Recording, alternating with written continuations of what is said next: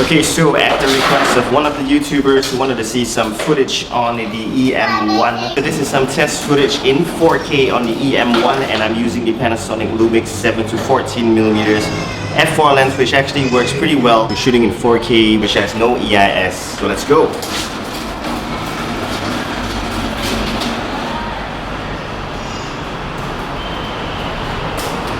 Closing them in.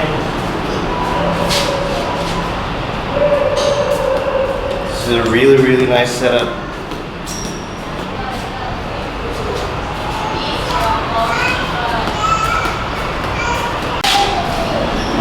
We're gonna do some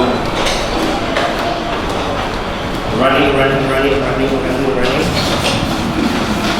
Not so sure that was very good.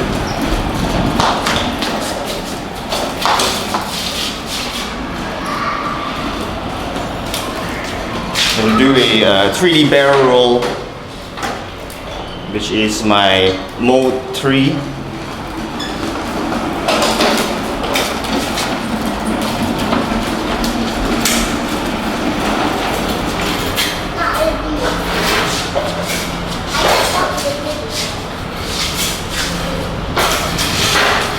So go back to mode 1, just the normal settings.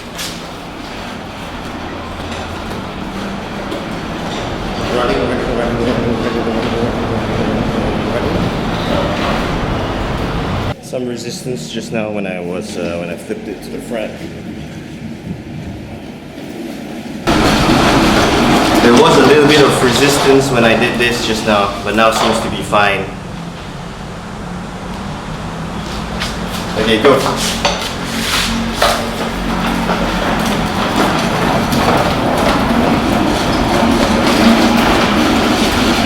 Ready? Oh my god, that was funny. He was looking at me and he smashed into the wall. Poor little bugger. I'm gonna try and run or walk backwards while he comes towards me.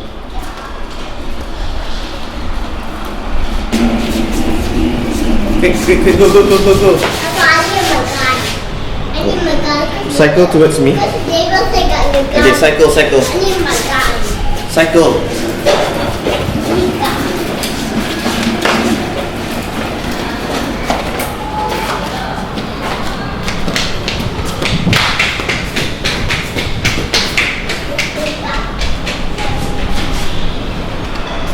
Okay, so that's about it. Just some test footage on the EM1 with the Panasonic Lumix 7 to 14mm f4 lens in 4K, so pretty cool.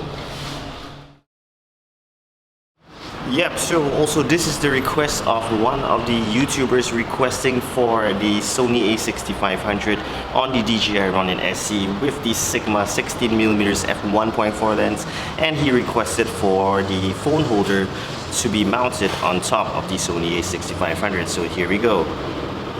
As you can see, it looks pretty good.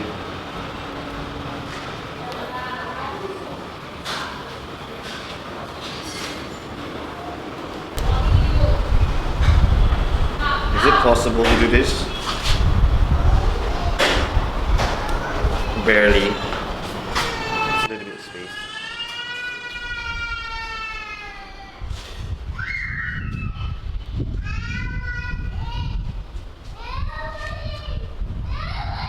So we're gonna use this for like active track and stuff. So we could just try it out. We're gonna active track this camera. We're gonna put this camera in the middle, and we'll see whether or not the active track works on the DJI Ronin app.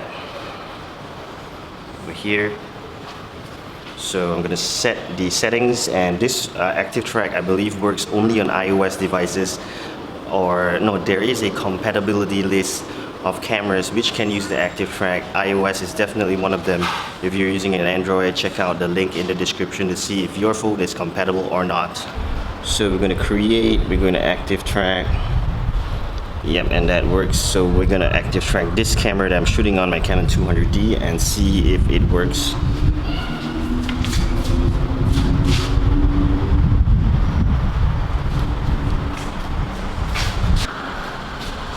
strange. I managed to lock onto the camera, but I'm pressing the record button and it's not recording.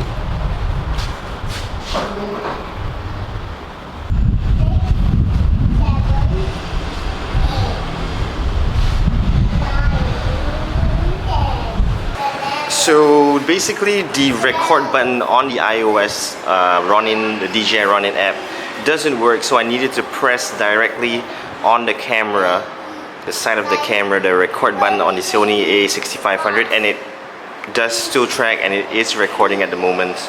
It's just that on the app, sorry, it's in active track. On the app there's a record button that doesn't work, strange enough.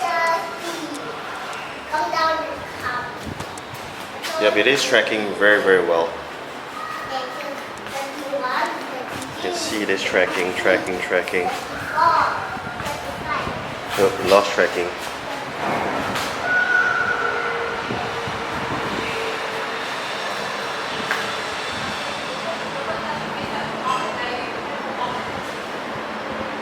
Okay, so lost the subject after a while. Searching in progress. Yep, so it's locked on again. Once I hit the trigger button twice, it reset it and found the object.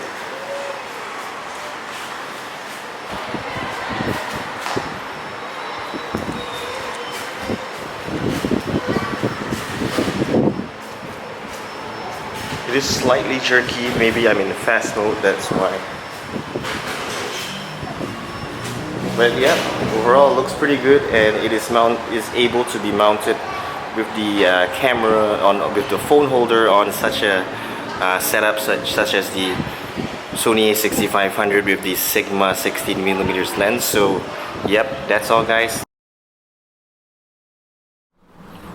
Okay, so there's another question regarding a camera setup. Someone asked if the Canon 700D is able to be balanced on the DJI Ronin SC with the Canon 18-55mm STM lens. I did a calculation on the body of the 700D to the weight of the lens and had a ratio of 2.9:1. So I got a similar setup, my Panasonic G9 with the 12-60mm Panasonic Lumix 3.5 to 5.6 lens, which is also between the ratio of about 3 to 3.1:1. So yep, it works. Works very well.